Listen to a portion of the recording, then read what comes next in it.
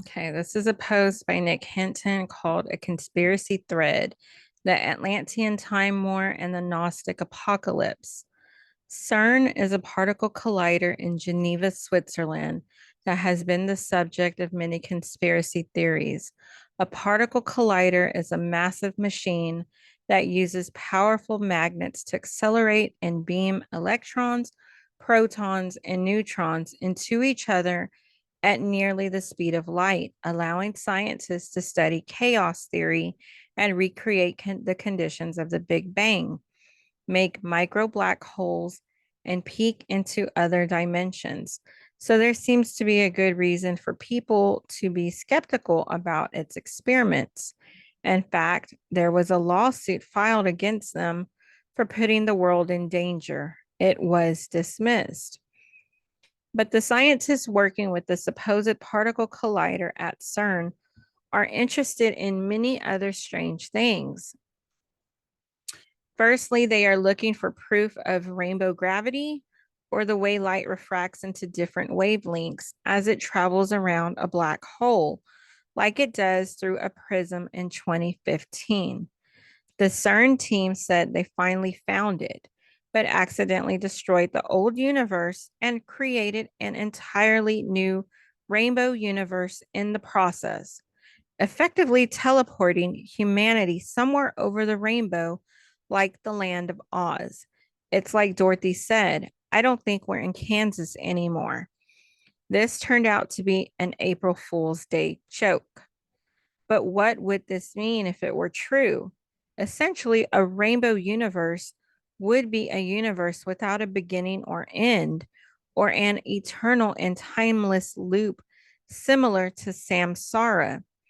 Ironically, Buddhist maps of samsara are called mandalas, and CERN, which is shaped like a mandala, has been blamed for fracturing reality and causing the Mandela effect. So, is it possible these modern sorcerers are trying to destroy time and space so they can avoid the end of days and live as gods in a dreamlike new age? While this is probably not possible in a literal sense, it seems to be happening in a metaphorical and metaphysical way. Maybe fracturing reality only requires the fracturing of consensus reality, or the generally agreed upon concepts that make up the version of the world the masses collectively considers real. For example, if everyone started saying 2 plus 2 equals 5, this would become the objective truth, at least in some sense. However, because of contradictory news channels, conspiracy theories, and fringe belief systems, hardly anyone agrees on anything anymore. In fact, many people don't even agree with themselves these days.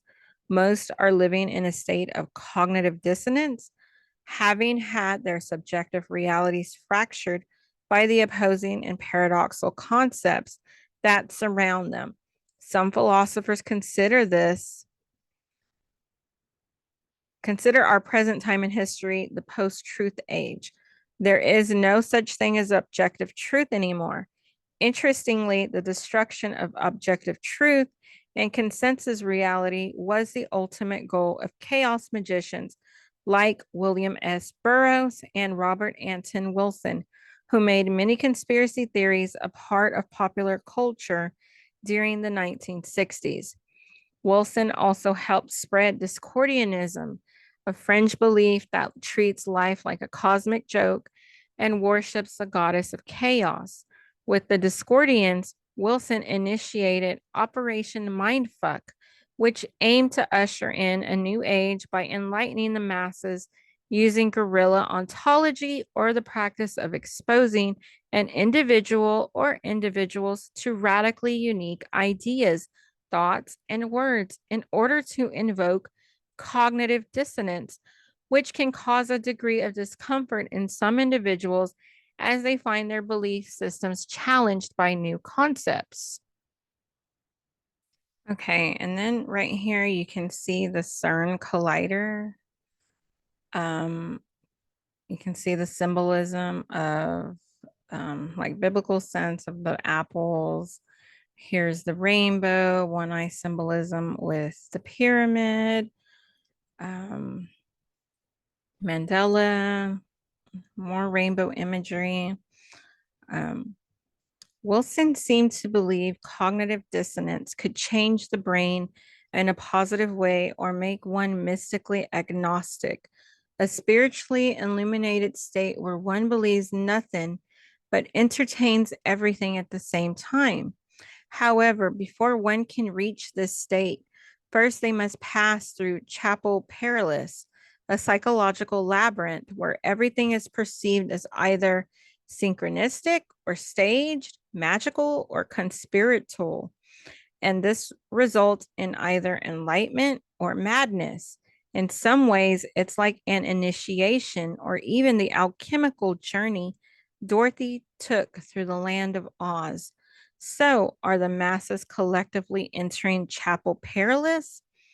Funny enough, at the same time Wilson was spreading these ideas, the CIA was busy dosing people with LSD and smuggling magic mushrooms into the US from Mexico to manufacture the hippie movement, which also helped popularize the concept of a new age and brought Buddhism to the West.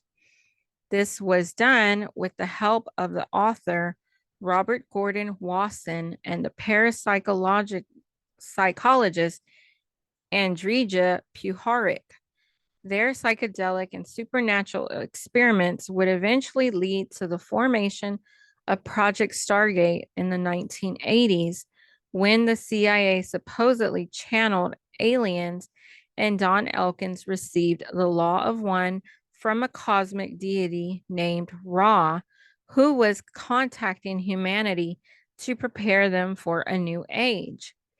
However, this idea of a new age goes back to the year 1900, when Aleister Crowley wrote about a new aeon that would begin once Babylon, the goddess of chaos, was summoned into the world through sex magic and the first moon child was born, leading to the rise of divine feminine and the eventual destruction of patriarchal institutions, especially the Abrahamic religions. Patriarchy is basically like the nuclear family, mom, dad, children. They've very much been targeting the family unit for a number of years, and it's only gotten worse.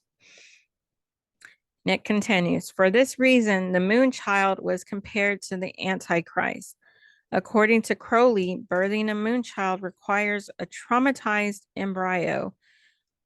Apparently, trauma fractures the psyche, which allows entities from a higher dimension to come in and inhabit it. Ironically, the butterfly net is the name Crowley gave to the ritualistic birthing place of the moon child, and Project Monarch, symbolized by a butterfly, is supposed CIA mind control program that uses satanic ritual abuse to fracture the psyche or honeycomb the mind. The honeycomb is a flattened tesseract, and the tesseract is a higher dimensional object that's used to travel through the multiverse, at least in some science fiction books and movies. So, if a moon child is supposed to be a natural born sorcerer capable of telepathy and astral travel, is it possible the multiverse exists, but only within the imaginary astral realm of a fractured or honeycombed mind? Many out of body experiences begin with a traumatizing event that brings someone near to death. This concept was demonstrated in the OA. Another way they happen is through the use of psychedelics, which can cause kaleidoscope vision or hallucinations that look like Mandelas, which are associated with the multiverse theory through the Mandela effect. As stated earlier, its consensus reality also being honeycombed by mass mind control, maybe blurring the line between fiction and reality, has caused the border between this world and an unreal underworld to break open. And that reminds me a lot of like what they're showing in the show Stranger Things. Nevertheless, the Moonchild ritual or Babylon working was attempted by the NASA rocket scientist Jack Parsons and the Church of Scientology founder L. Ron Hubbard in 1946. Shortly after, in 1947, the very first UFO sighting occurred. The CIA was founded, Crowley died, and the Book of Enoch was rediscovered. The Book of Enoch, which promotes the concept of demonic human hybrids and ancient aliens or Nephilim, claims to be a biblical text, but has been accused of being a Gnostic forgery. Here is Dorothy with the rainbow going through. This is Jack Parsons. Book of Enoch, Moonchild. I will continue this in 2 other videos. Nick did a really great thread. If you're not familiar with his work, he's done a couple of books about Saturn, Saturn's cube. He's really, really knowledgeable on a bunch of esoteric stuff. He's an Orthodox Christian, which is really cool. And I just really love his writing. He writes really, really well and is very, very, very knowledgeable with his stuff. So I will stop here and continue on with more videos coming through.